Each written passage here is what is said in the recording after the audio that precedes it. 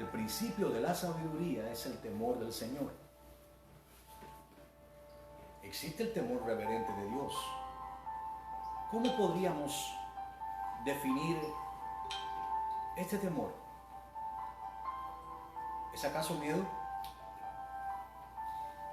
No lo es. El temor a Dios es reconocer que le hay, que Él es Dios sobre todas las cosas. Debemos honrar a Dios con todas nuestras fuerzas, con toda nuestra alma y con todo nuestro corazón.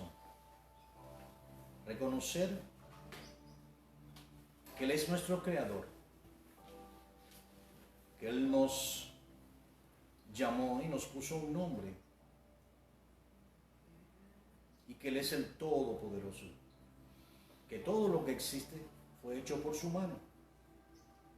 Por tanto, debemos tener un temor reverente a Dios. En el libro de los Proverbios, en el capítulo 19, hablamos la palabra de Dios. Allí, en el verso 23, dice así: el temor de Yahweh es para vida, y con él vivirá lleno de reposo el hombre. No será visitado de mal. Cuando tememos a Dios y lo ponemos como el centro de nuestra vida, entonces tendremos cuidado de todas nuestras acciones, les obedeceremos sin lugar a duda. El obedecer a Dios es el todo de un cristiano. El hacer su voluntad, el amarle, el estar dispuesto a dejar todo por Él. ¿Por quién es Él? Porque Él es Dios, Él es nuestra fuente de vida. Sin Él, nada podemos hacer. Mira lo que dice ahí también, ahí mismo en Proverbios 14, en el verso 26.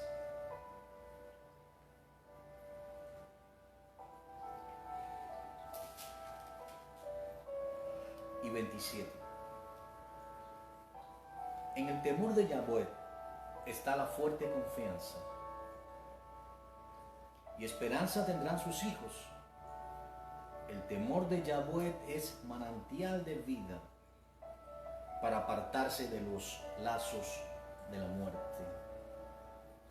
Así que, ciertamente, cuando tememos a Dios, no tenemos ese temor reverente que no es miedo, pues podemos confiar, vivir confiados en nuestras vidas sin temer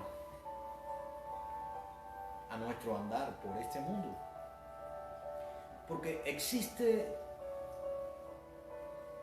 el miedo, lo cual nada tiene que ver con el temor reverente a Dios. El temor reverente a Dios, concluimos que es nuestra confianza en el Señor, es aquello con lo cual entendemos que es Dios y que estamos dispuestos a sujetarnos a Él y que toda nuestra vida está guardada en sus manos.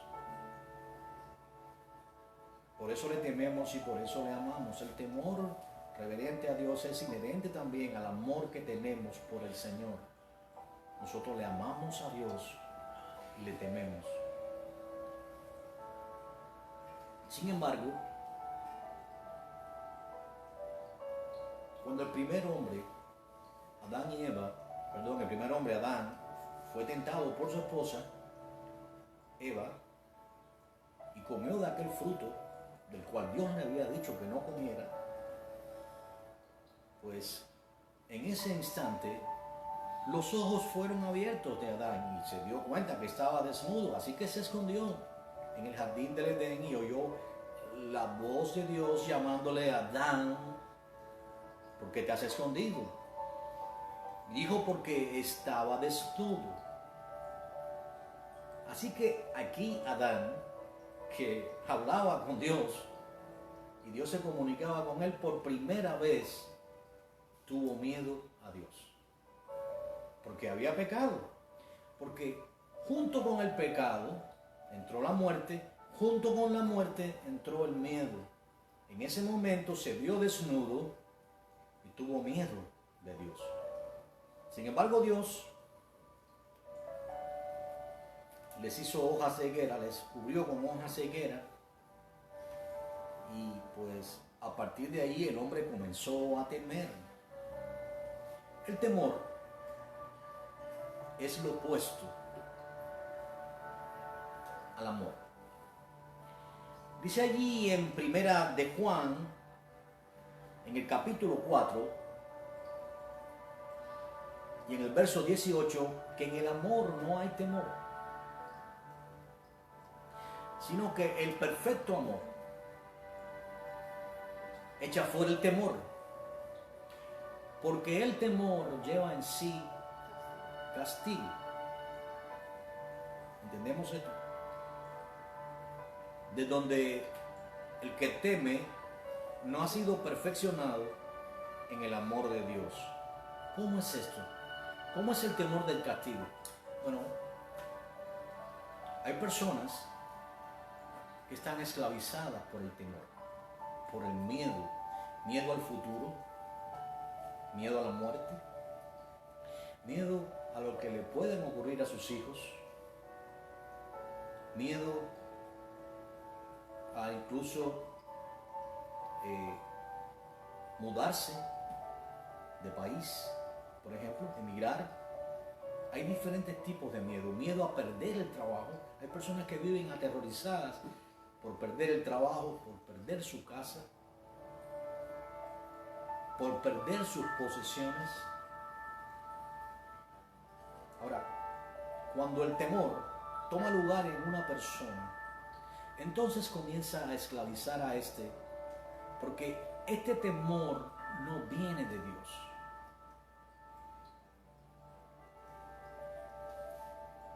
Ahí en la primera carta, en la segunda carta de Timoteo, el apóstol Pablo escribe, voy a leerles, segunda de Timoteo 1:7.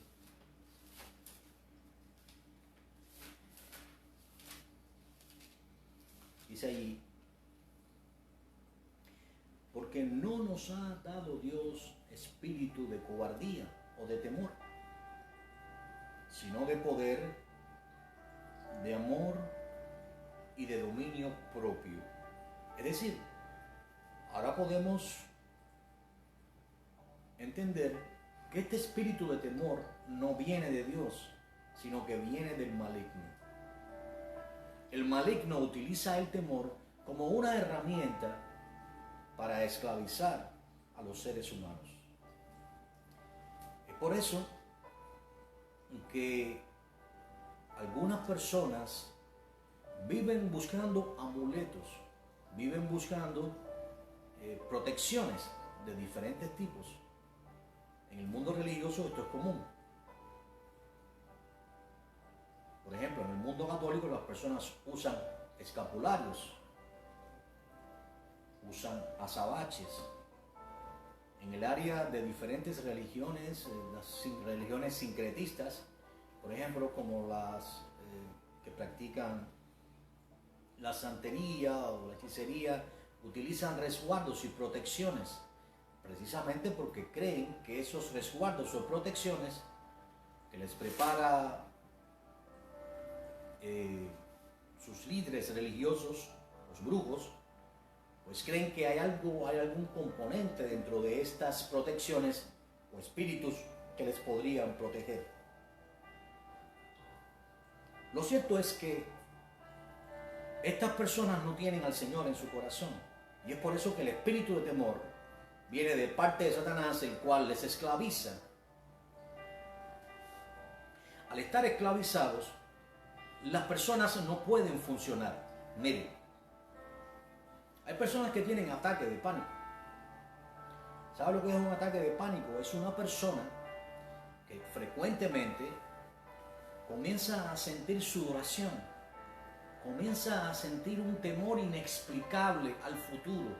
Hay personas que se le quedan incluso la mente en blanco, personas que empiezan a temblar, personas que empiezan a sentir palpitaciones demasiado fuertes, casi creen que les va a dar un infarto. Es el miedo que les está paralizando. Pero además, por si fuera poco, y leía sobre eso, es que tienen miedo incluso al próximo ataque de pánico y ya lo están esperando. Así que sin dudas, pronto llegarán. Porque todo lo que el hombre teme, eso le va a sobrevenir. ¿Qué hacen entonces? Van a buscar ayuda en los psicólogos.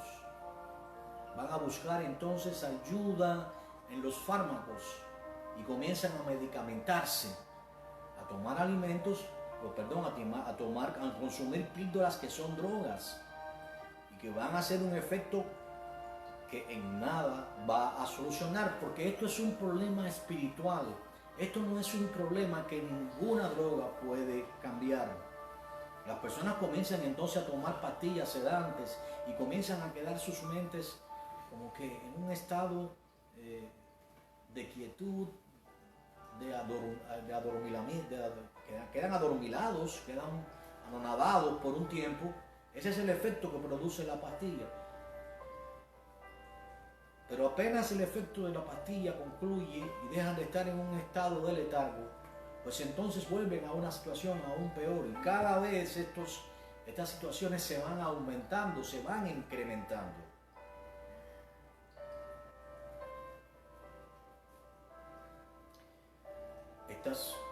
Por supuesto, estos ataques de pánicos pueden llegar a producirse ciertas situaciones. Hay personas que llegan incluso a suicidarse por estas cosas, por este temor tan grande, este terror que no se puede explicar, porque detrás de todo esto se mueven espíritus. Satanás es quien está usando sus herramientas para esclavizar a las personas, a las almas que están siendo aterrorizadas por él. Mira, hay personas, por ejemplo, ayer fue un día en el cual algunas personas se ponen a ver películas de terror, películas que, lejos de dejar algún mensaje alentador en el ser humano, lo que hacen es inyectar temor. Pero es que el temor es como una adrenalina en la persona que le hace sentirse activo, o que le hace de cierta manera sentir una sensación que le agrada. Es en realidad la adrenalina. Por ejemplo, si una persona tiene miedo y pasa delante de un canino, delante de un perro, lo más probable, y siente miedo, es que el perro le muerda. Sin embargo, pasará a otra persona que no esté llena de miedo por delante del canino y este no le va a morder por una situación, porque no siente la adrenalina. Los perros pueden sentir la adrenalina. De igual manera, cuando nosotros estamos siendo impactados por sueños, o estamos siendo atormentados tanto tiempo con estos ataques de pánicos, o los pensamientos de terror nos invaden constantemente, pues en realidad estamos siendo atacados brutalmente por el enemigo. Yo quiero mencionar un ejemplo clave de cómo funciona el miedo, porque noten eso, estos ataques de pánico que suceden en las personas, y tal vez alguna persona que nos está escuchando sabe de alguien que frecuentemente sufre estos tipos de ataques de pánicos, y pues puede entender lo que estamos hablando. Vienen y se repiten con más frecuencia cada vez. Así funciona Satanás. A través del temor nos paraliza. A través del temor llega a esclavizar a la persona. Y quiero leerles, por ejemplo, ahí en Primera de Samuel, un ejemplo clave. La verdad es, ya sabemos cómo había un espíritu malo que atormentaba a Saúl, un espíritu que Dios había permitido, venía de parte de Dios, dice ahí claramente en 1 Samuel 16:23. Y cuando David tocaba el arpa, no era, fíjense que lo atormentaba totalmente, lo atemorizaba, lo atormentaba. Cuando David tocaba el arpa, Saúl sentía alivio y estaba mejor. Y el espíritu malo, este espíritu que producía este tipo de tormento, de temor, de terror en Saúl, se apartaba. Pero si continuamos leyendo, dice ahí en el capítulo 17 que los filisteos se habían juntado sus ejércitos para la guerra, 1 Samuel 17, y se congregaron en Soco, que es de Judá, y acamparon entre Soco y Aseca en Efes Damín. También Saúl y los hombres de Israel se juntaron y acamparon en el valle de Ela y pusieron en orden de batalla contra los filisteos. Ahí estaban los dos ejércitos, el ejército de los filisteos y el ejército de los israelitas.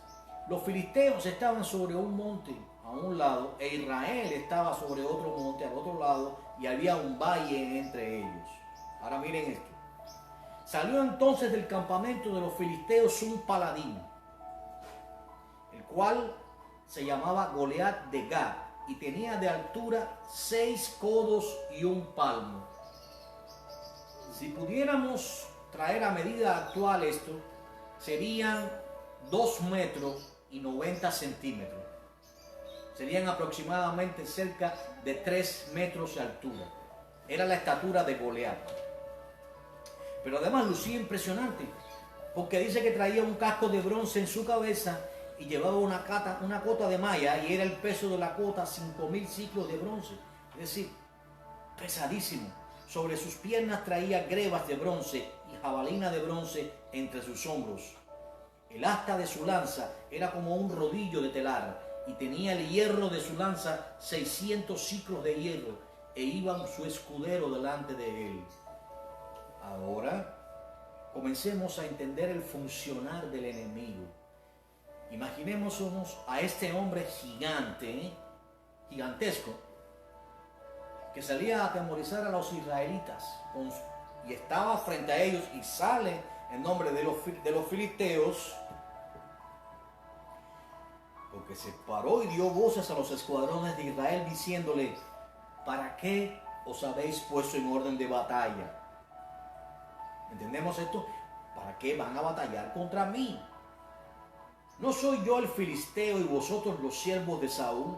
Escoged de entre vosotros un hombre que venga contra mí. Si él pudiere pelear conmigo y me venciere, nosotros seremos vuestros siervos. Y si yo pudiere más que él y lo venciere, vosotros seréis nuestros siervos y nos serviréis. Y añadió el filisteo: hoy yo he desafiado al campamento de Israel. Dadme al hombre que pelee conmigo. Oyendo Saúl y todo Israel estas palabras del filisteo, se turbaron y tuvieron gran miedo. Así mismo Satanás usa sus herramientas. Noten cómo se manifiesta este gigante. Era un hombre muchísimo más alto que los demás. Hoy en día, una persona de 3 metros es gigante, pero además era un hombre extremadamente corpulento, y la armadura que traía, sus armas eran muy pesadas y poderosas. Es lo que veían los israelitas, y ellos, fíjense bien, Israel y Saúl era un hombre alto, era más alto que todos los israelitas de los hombros hacia arriba. Pues Saúl, al lado de este hombre, no tenía comparación. Estamos hablando de un hombre de casi 3 metros y con una corpulencia increíble. Por eso es que de esa manera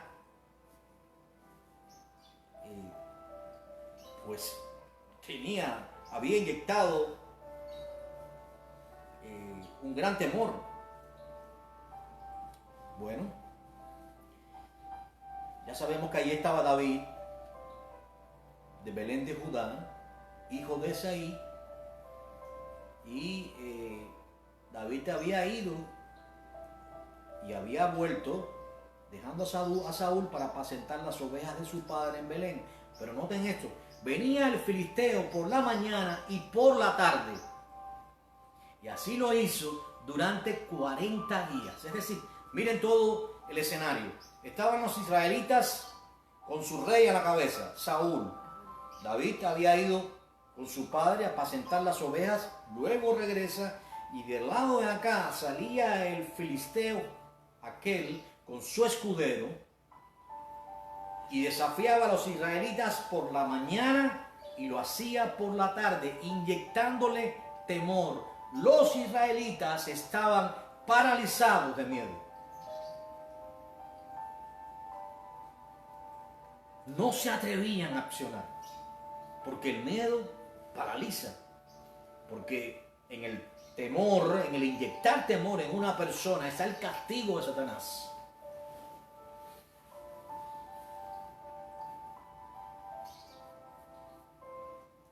...40 días aterrorizando a Israel, pero David había vuelto, dice allí en el verso 15, dejando a Saúl. Bueno, ya leí esa parte. Luego regresa David, dejó su carga en manos del que guardaba el bagaje y corrió al ejército. Para ir abreviando, dice allí en el verso 26, habló David a los que estaban con él diciendo: ¿qué harán al hombre que venciere esta filisteo y quitare el oprobio de Israel? Porque ¿quién es este filisteo incircunciso para que provoque a los escuadrones del Dios viviente? O sea, noten esto. David era el más pequeño entre ellos, era un niño, era un pastor de ovejas, jamás había estado, no era un soldado profesional como eran los israelitas. Era un ejército regular lo que tenía Saúl, los habían entrenado, estaban acostumbrados a la batalla, habían vencido anteriormente a los filisteos, pero ahora lo que había ahí, el único que estaba listo para sacar la cara por aquel ejército y por aquel rey, era exactamente un pastor de ovejas, un niño con un saco pastoril. Pero ese niño tenía un temor reverente por Dios. Ese niño confiaba en Dios. Ese niño no se dejaba vencer del temor, porque el amor de Dios estaba en él. Ese niño confiaba en el Señor.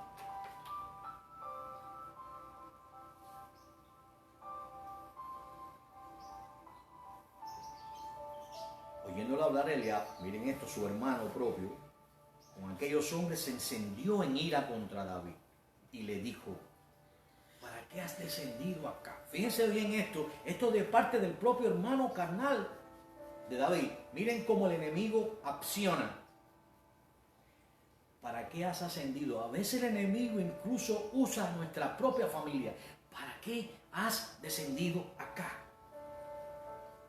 ¿Quién has dejado aquellas pocas ovejas en el desierto? Yo conozco tu soberbia y tu malicia, la malicia de tu corazón, que para ver la batalla has venido. Fíjense bien. Eliab también tenía miedo. Él era uno de los que temía delante del filisteo, pero subestimaba a su hermano porque lo miraba de manera carnal. Veía un saco pastoril, venía su hermanito, un niño acostumbrado a cuidar las ovejas, que incluso ni fue considerado cuando Samuel fue a elegir el próximo rey de Israel luego de la muerte de Saúl. Lo ungió con aceite, ni siquiera Isaí su padre lo consideró. Tuvo que Samuel preguntarle: ¿estos son todos tus hijos? No, queda uno más pequeño que está cuidando las ovejas, es pastor de ovejas. Y allí fue Samuel y le ungió. David era un niño, era un jovencito y no era considerado como alguien importante, alguien que pudiera ejercer, ser usado por Dios de tal manera que influenciara en esa victoria tan grande que necesitaba Israel.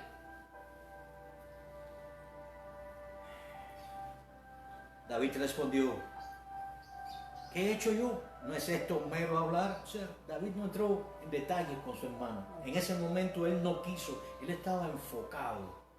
Él estaba enfocado en confiar en Dios y en no escuchar voces que le hicieran dudar de lo que Dios había puesto en su corazón que hiciera. ¿Y qué hizo? Lo apartó. Apartándose de él hacia otros, preguntó de igual manera y le dio el pueblo la misma respuesta de antes.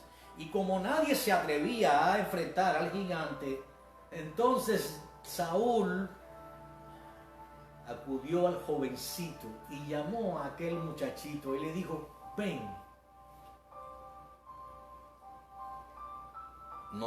Y dijo David a Saúl: no desmaye el corazón de ninguno a causa de él. Tu siervo irá y peleará contra este filisteo.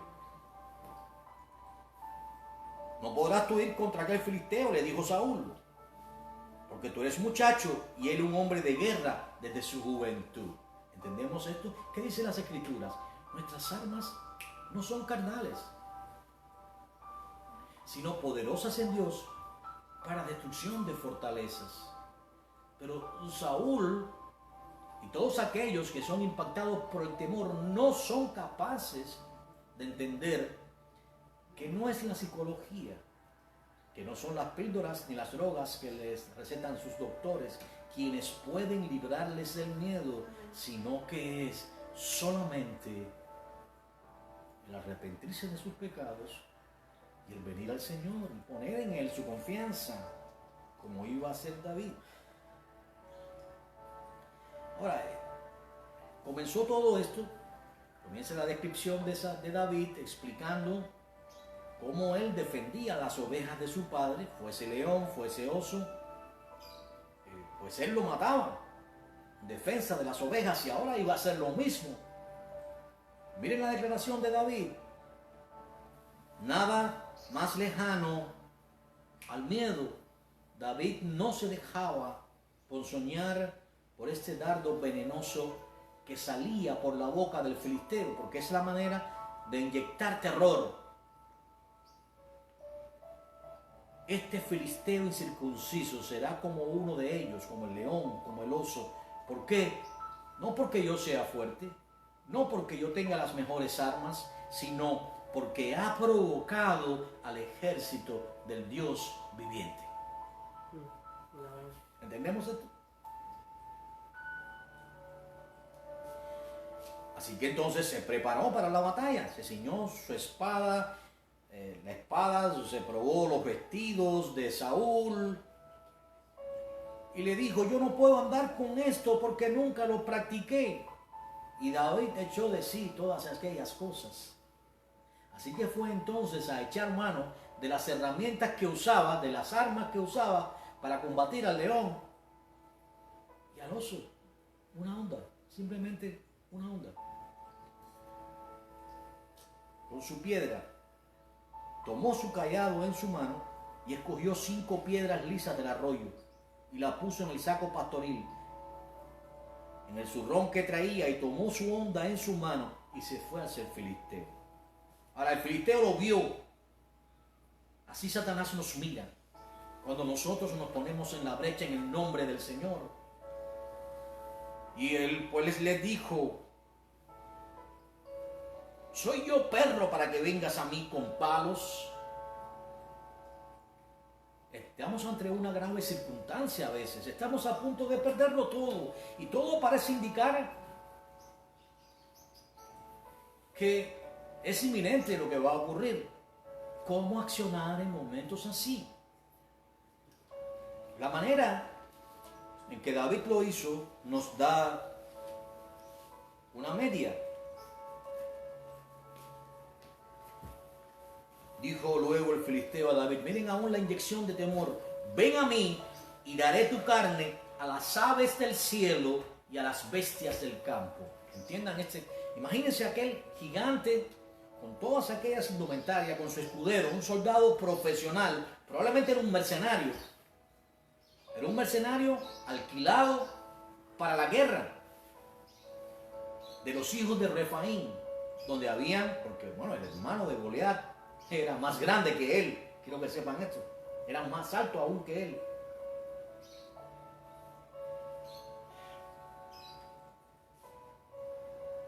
David dijo entonces al filisteo: tú vienes a mí con espada y lanza y jabalina, mas yo vengo a ti en el nombre de Yahweh de los ejércitos, el Dios de los escuadrones de Israel, a quien tú has provocado hoy. Noten que David en ningún momento asimiló esa carga ponzoñosa de veneno. Yo, como decía el filisteo, ven a mí y daré tu carne a las aves del cielo y a las bestias del campo. Era un momento crucial. ¿Saben qué? Si David tuviera tan solo temido, si no hubiera entendido que era Dios quien iba a pelear por él, y él hubiese entrado en pánico o en terror, la historia fuera otra. Pero aquí dice claramente que David habló en todo momento de su temor reverente, de su amor a Dios, de su confianza en el Señor. Dijo: Yahweh te entregará hoy en mi mano, y yo te venceré y te cortaré la cabeza, y daré hoy los cuerpos de los filisteos, las aves del cielo y a las bestias de la tierra, y toda la tierra sabrá que hay Dios en Israel. Qué tremendo, qué tremendo. Eso verdaderamente es algo impresionante, ¿no? Ya sabemos lo que ocurrió. El filisteo se levantó, echó a andar para ir al encuentro de David. David se dio prisa y corrió a la línea de batalla. Noten esto, no hubo temor en ningún momento de parte de David. Así que metió su mano en la bolsa, tomó de allí una piedra y la tiró con la onda. E hirió al filisteo en la frente, y la piedra quedó clavada en la frente y cayó su rostro en tierra. Así venció Dios al filisteo con onda y piedra, e hirió al filisteo y lo mató sin tener David espada en su mano. Hermano, nuestras almas no son carnales. No son carnales. Dios no nos ha dado espíritu de temor. Me gustaría que leyera conmigo, por favor, el Salmo 34. Y es por eso que debemos entender que así como el enemigo usa sus armas, y esto pues va a haber siempre una oportunidad en que él lo va a hacer, porque acuérdense que el temor entró en el mundo cuando Adán cayó, producto de la separación, producto de que el hombre cayó. Al caer el hombre, al caer Adán, pues el temor entró, el temor a la muerte, el temor a lo que pueda ocurrir. El mundo de Adán cambió totalmente. Y por cuanto él cayó, toda la raza humana cayó. Por eso dice la Biblia: por cuanto todos pecaron, fueron destituidos de la gloria de Dios. No hay uno solo que haga lo bueno. Pero mire ahí el Salmo 34, lo que dice. Ahí en el verso 4, esto lo escribe precisamente David.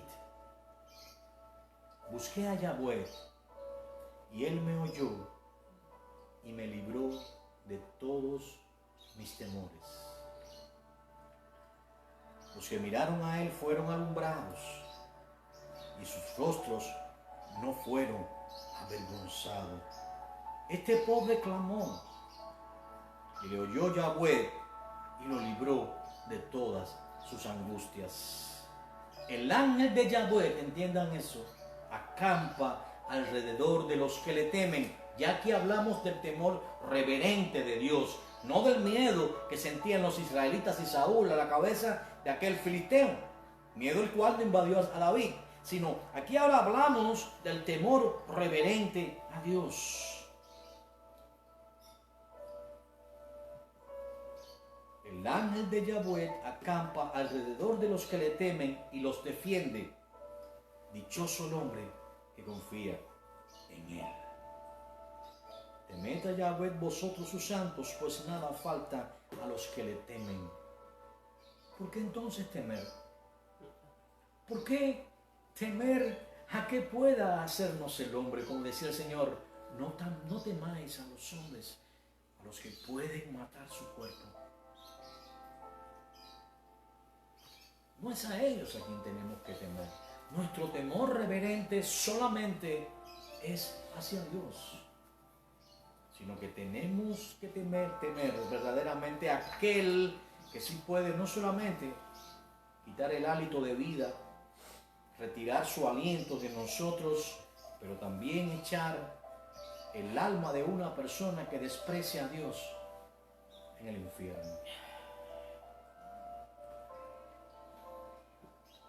Temed a Yahweh vosotros sus santos, los que somos de Él. No temamos en ninguna manera. Estemos en cualquier circunstancia. José en la cárcel no temió. Daniel en el foso de los leones no temió. Sadrach, Mesach y Abednego en aquel horno ardiendo no temieron, sino que estuvieron confiados en Dios.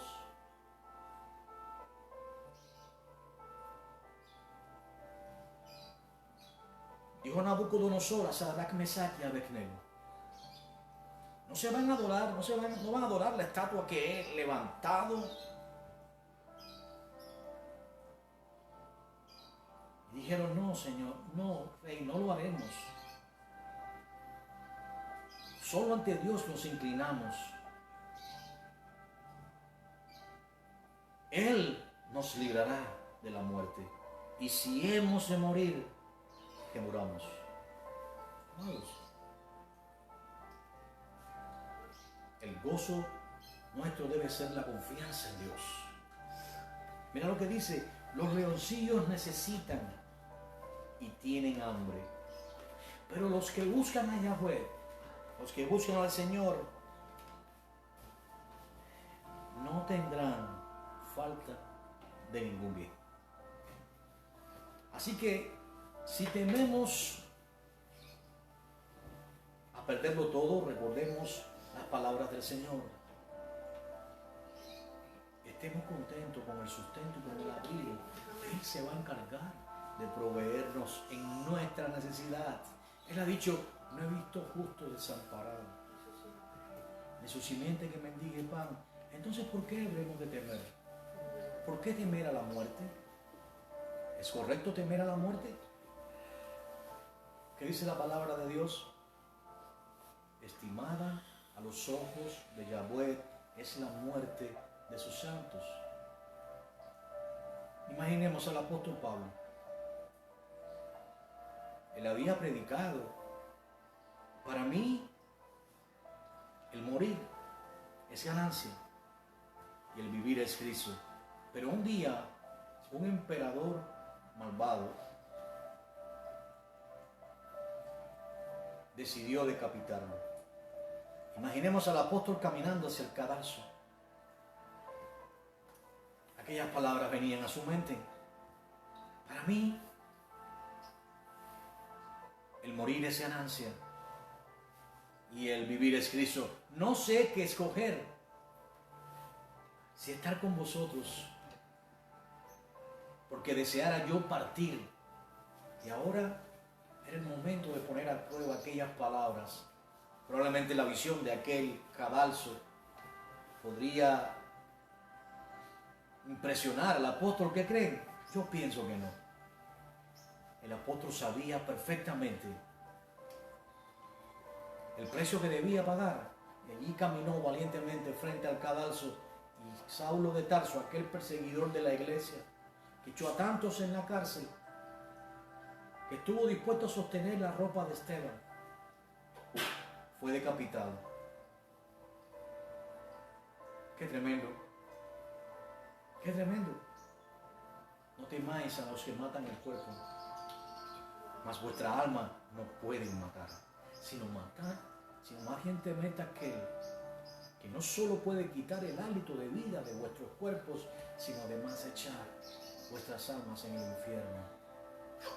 Por tanto, si tú eres de aquellas personas que vives en temor, que vives en terror, espero que no conoces al Señor, porque nadie en quien mora el Espíritu Santo tiene un espíritu de temor, de cobardía, porque el Espíritu Santo nos da espíritu de dominio propio.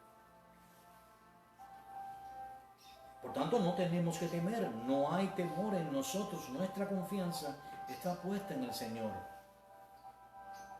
Estamos guardados en el hueco de su mano. No tenemos temor de comparecer ante el juicio de Dios, porque sabemos que somos de Él y que solamente compareceremos ante el Bena, ante el tribunal de Cristo, para recibir lo que hicimos mientras estábamos en la carne. Pero sabemos que no compareceremos ante el juicio en el gran trono blanco en el cual el gran juez, el cual es el Señor, juzgará a los vivos y a los muertos. Y como allí no se hallará el nombre escrito de ninguno de los muertos grandes ni de los muertos pequeños, todos ellos serán echados en el lago de fuego. Pero nosotros sabemos y tenemos la seguridad de que el Espíritu Santo mora en nosotros y por tanto le pertenecemos al Señor. Por eso sabemos que andaremos llevados de las manos del Señor hasta el final y que pasaremos de vida a vida, que apenas nuestra alma abandona el cuerpo, seremos guiados por los ángeles a las moradas celestiales, tal y como el Señor prometió. Allí fue Él a prepararnos morada. Allí estarán nuestras almas. Allí en Apocalipsis capítulo 6 están las almas debajo del altar clamando: ¿hasta cuándo será nuestro tiempo? Allí se fue Elías. Hermanos, ¿recuerdan a Elías? ¿Cómo ascendió al cielo en carros de fuego? Ahí está. Allí ascendió también Enoc. Amados, tengamos nuestra confianza puesta en el Señor. No temamos, porque otra vez reitero que el ángel del Señor acampa alrededor de nosotros, nos guarda y nos defiende.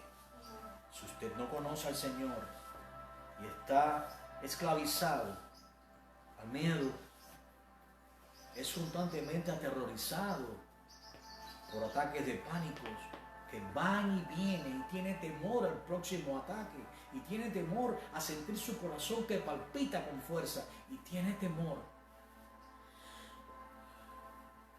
a perder incluso su vida, y tiene temor a perder el control de su propia mente. Entonces simplemente póngase de rodilla ahí en su lugar, allí donde está, póngase de rodilla y confiese sus pecados al Señor. Nosotros no podemos echar afuera ese temor por nosotros mismos. Solamente cuando venimos al Señor y nos reconocemos pecadores y confesamos que hemos pecado y que le hemos ofendido gravemente y nos arrepentimos verdaderamente de cómo le hemos fallado al Señor, de cuántas veces hemos hecho lo que a Él no le agrada y cómo vivimos en el mundo, desagradándole con todas nuestras acciones. Entonces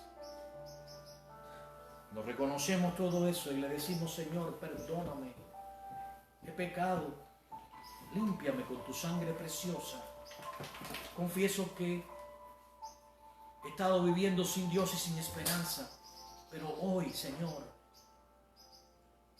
acuérdate de mí, límpiame. Crea en mí un corazón limpio y agradecido. Echa de mí estos temores que me mantienen esclavizado y dame un nuevo espíritu. Hazme nacer de nuevo. Me arrepiento de todos mis pecados. Escribe mi nombre, Señor, en el libro de la vida. Permíteme pasar de muerte a vida y permíteme ser llamado un hijo tuyo. Y pídale al Señor con fe. Y si le pide a Dios y se arrepiente de sus pecados, entonces Él apartará ese espíritu de temor de usted. Dejará de asistir a los psicólogos, dejará de estar constantemente siendo o tomando esas píldoras que le afectan su salud y que en realidad solo le mantienen en un letargo permanente. Pero ahora será lleno del Espíritu del Señor, porque si usted verdaderamente ha creído a Dios, entonces su próximo paso debe ser bautizarse y posteriormente recibirá el Espíritu Santo. Porque si alguno no tiene el Espíritu Santo, no es de Dios. El Espíritu de Dios hará morada en usted como lo ha hecho en nosotros. Y a partir de entonces ya nunca más temerá, porque sabrá que ya no necesitará un resguardo, ya no necesitará un escapulario, ya no necesitará una protección. Necesitará solamente confiar en Dios, orar cada mañana, poner su vida en las manos del Señor y estar confiado que Él es Dios, que Él no necesita de espada, que Él no necesita de ejército, que Él es suficiente en nuestras vidas para pelear nuestras batallas. Deje de pelear las batallas en sus fuerzas y póngale en sus manos. Ríndase ante Él, encomiende al Señor su camino y confíe en Él, y Él hará. Así que terminamos en oración. Señor, te damos gracias, porque nos llamaste y nos pusiste nombres. Nos has traído de las tinieblas a tu luz admirable. Echaste fuera de nosotros ese espíritu de temor que nos mantenía esclavizados. Antes vivíamos en el mundo sin Dios y sin esperanza, inmersos en nuestros delitos y pecados. Vivíamos como esclavos de corrupción, pero tú por tu bondad y por tu misericordia nos has limpiado con tu sangre preciosa. Y ahora, de ser llamado adversarios, ahora nos llamas hijos. Has escrito nuestros nombres en el libro de la vida, y ahora el ángel tuyo acampa a cada instante alrededor de nosotros, pero tú nos guardas en el hueco de tu mano. Tú que con 3 palmos creaste la tierra, que separaste los cielos y los estableciste. Tú, Señor, nos guardas en el hueco de tu mano y nos dices: no temas, yo te ayudo. No temas, no temas. Yo peleo tus batallas, no temas. Yo estoy por ti. Oh Señor, confiamos en ti plenamente, así como David confió y tuvo esa confianza grande en ti, enfrentando ese gigante que había prometido darle sus carnes a las aves del cielo y a las bestias del campo. Mas David tenía puesta su vista en ti, y su confianza era plena en ti, roca eterna. Sabemos que jamás seremos movidos y que tú, Señor, estarás con nosotros no solamente en esta vida, sino aún más allá de la muerte. Eres nuestro Dios. Nunca nos dejarás, nunca nos desampararás. Siempre nos sostendrás con la diestra de tu justicia.